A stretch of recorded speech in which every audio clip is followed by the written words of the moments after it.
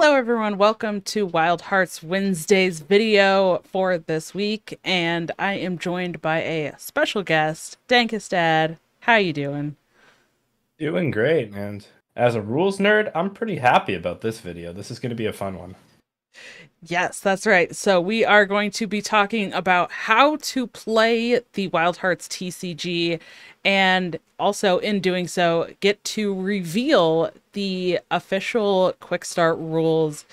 So this is very exciting, and let's jump into it. So, what is the very first thing that people are going to do when they get a hold of Wild Hearts TCG and they want to sit down and play? First things first is players are probably going to have the two-player starter deck, and these rules go through the setup in particular for that deck. So, first things first, you'll take out one inspiration card for each player and place that in your resource row.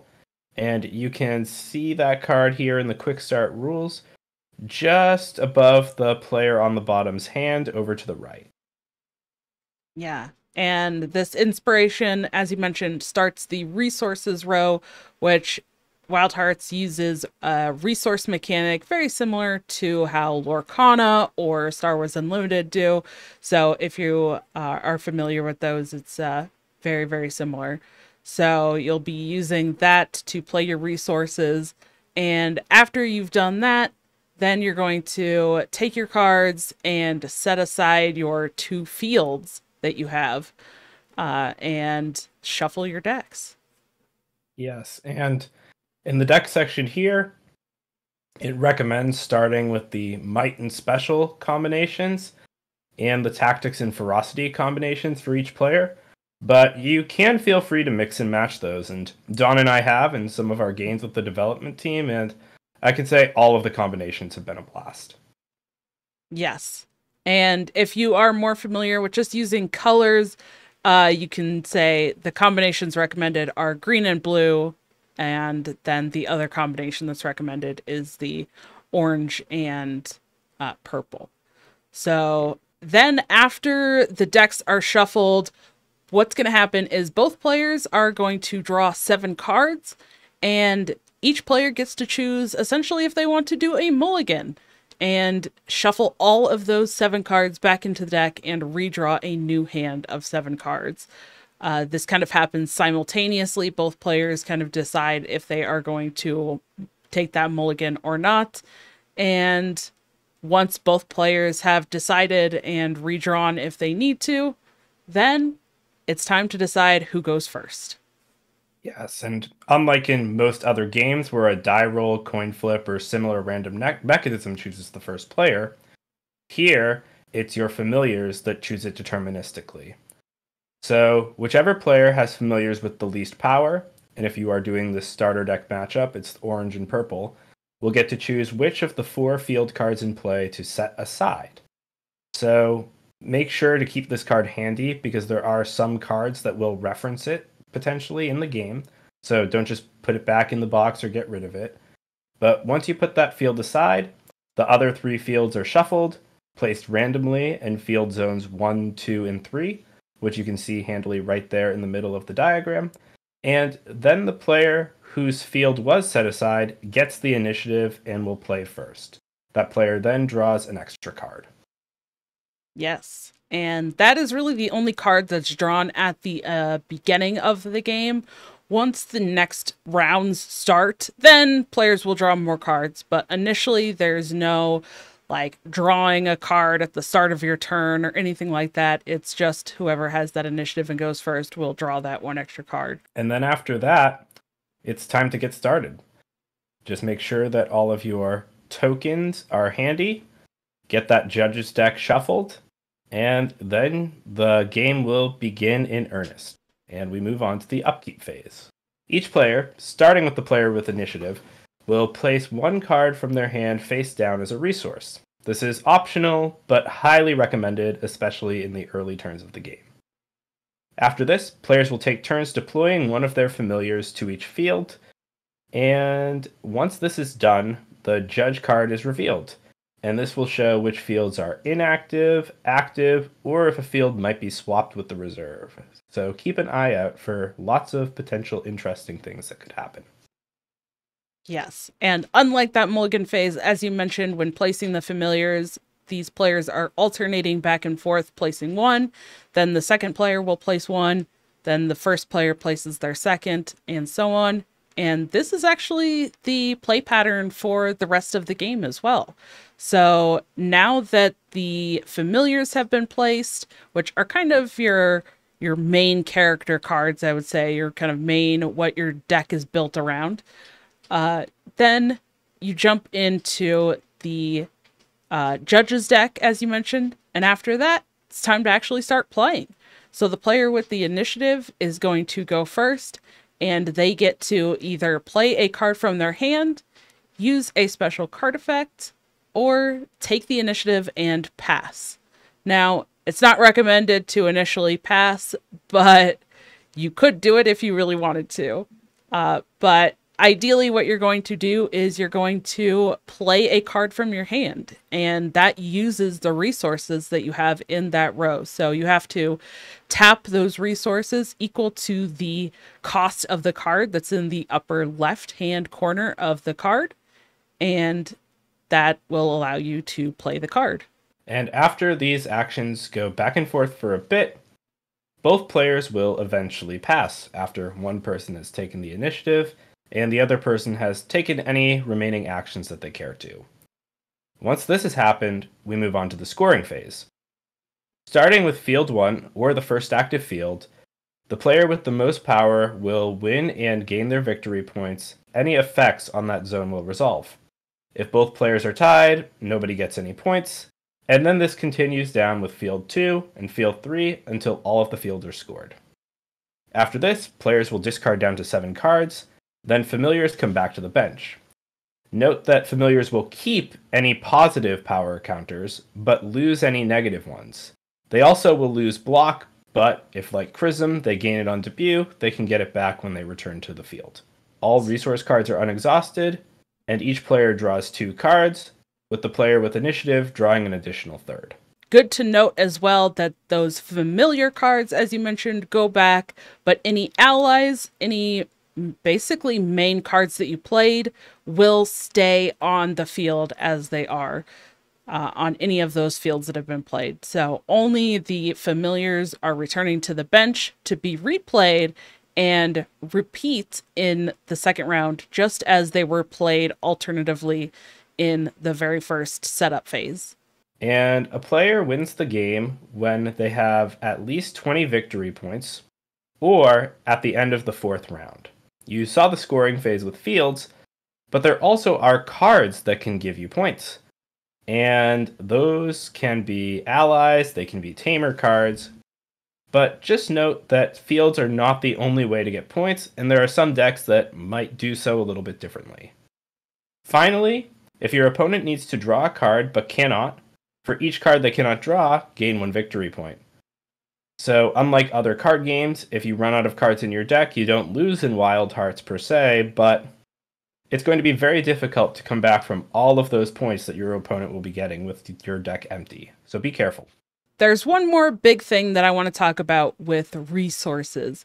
As you have played resources, those are usually going to go face down. However, when you play resources that have the support keyword at the bottom of the card, those can be played face up to a maximum of 3 resources with support. Now, when you tap those cards, when you exhaust those resources to use them to play a card, after you have resolved the card that you've played, you can use that support effect as long as you did use it to pay for that card. It's a pretty cool mechanic, I think, for adding in an additional kind of way to play, way to use your resources, and for different strategies. Definitely. And the designers went out of their way to make support cards a really tough choice, because often the cards that have supports on them are some of the best cards you can just play out of your hand. So it creates a really interesting tension of whether you want to play this card onto your board as a resource and get that support effect, or if you want the really powerful swing that it comes with. So very interesting cards to look out for, especially in the starters. There are a couple of different kinds of cards that you can play, and those are an ally, which will stay on the board. They are just creatures that end up being on the board that have power on them. And power is essential for winning those fields during that scoring round. So the more power you have in each field, the more likely you are to win that field and gain the victory points from that field. You can also play a tamer card, which is comparable to a spell in other card games. So this will have a one-time effect and then go to the discard pile. One other thing to note about Wild Hearts is its unique rule. Similar to the Legend rule or Epic rule in other games, you can only have one named card of each name on your fields at once. So this isn't restricted to just specific allies. It applies across the board for Wild Hearts. But there are some cards that let you break this. The Allusion Familiar, for example, has a special rule printed on it that lets you play as many cards of a particular name as you can. So this is helpful for getting around that, and when building your decks, keep it in mind. Now, speaking of building decks, let's talk about building decks really quickly. As we mentioned, you have two familiars, and this is what your deck is built around. So you're going to have a familiar of two different colors. As we mentioned, maybe purple and orange. These are the styles in Wild Hearts. So there are 4 different styles, and you can mix and match these 4 styles as you wish. Now, you can only have 2 copies at maximum of the same card in your deck, and your deck is only going to be 30 cards. So it's not a very large deck comparatively to many other physical card games. My hands appreciate that. I am not the best shuffler, so phew.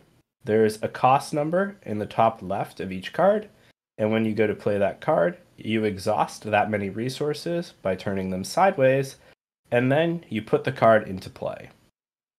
Once it goes into play, the debut effect happens immediately.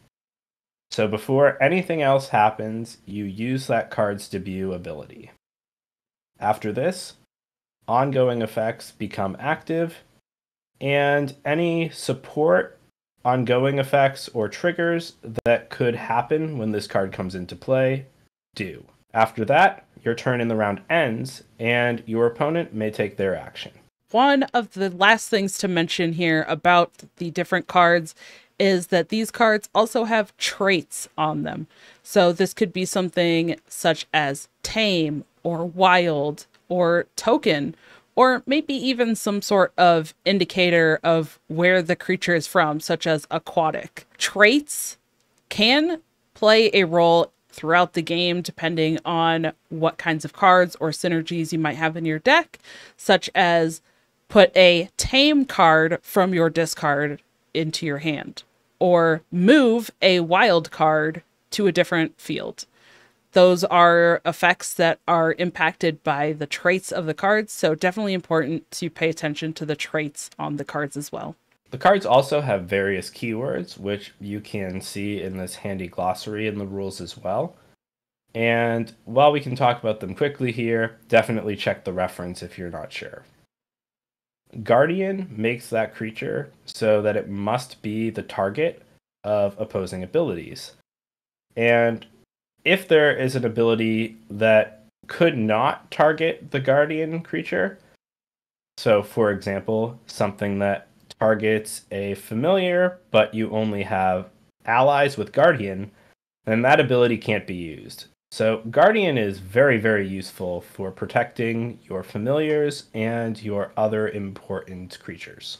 Now, it wouldn't be a card game without drawing cards. So seek is the next keyword, and seek with a number means that you get to look at that number of cards off the top of your deck, and you get to choose up to one of those cards to put in your hand. Then the other cards go to the bottom of the deck in any order that you want. Seek is very cool, very powerful, and if you play with the Ferrotoon familiar, you will be doing it a lot. The next keyword is speed, and this makes the card not count as an action. Very simple, very fast, and it lets you take multiple actions in a row to maybe overwhelm your opponent or try to set up a defense for a strong play you anticipate from them. The next keyword is block, which is indicated by turning the creature sideways. So essentially looking like it is tapped, and it cancels the next opposing effect that targets that creature.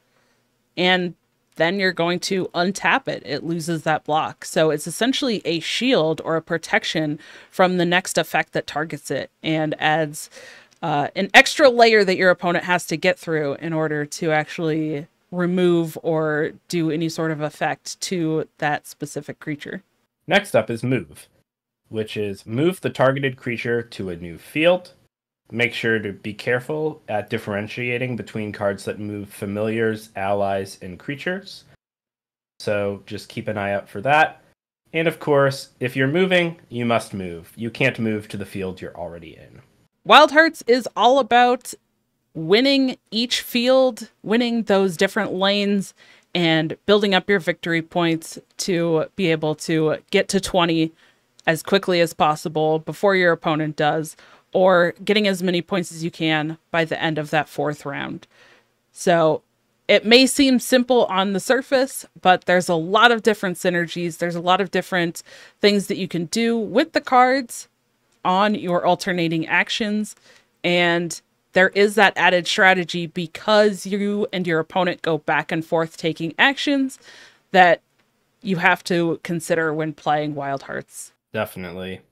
And one of the big strengths of this game is that these rules are not nearly as complicated as some other games. But if you really want to sink the time in, learn the cards, learn the mechanics, and really master the strategy, you're going to win a whole lot more. So it's very cool to have a game that has, accessible rules, but still maintains plenty of that depth. Absolutely.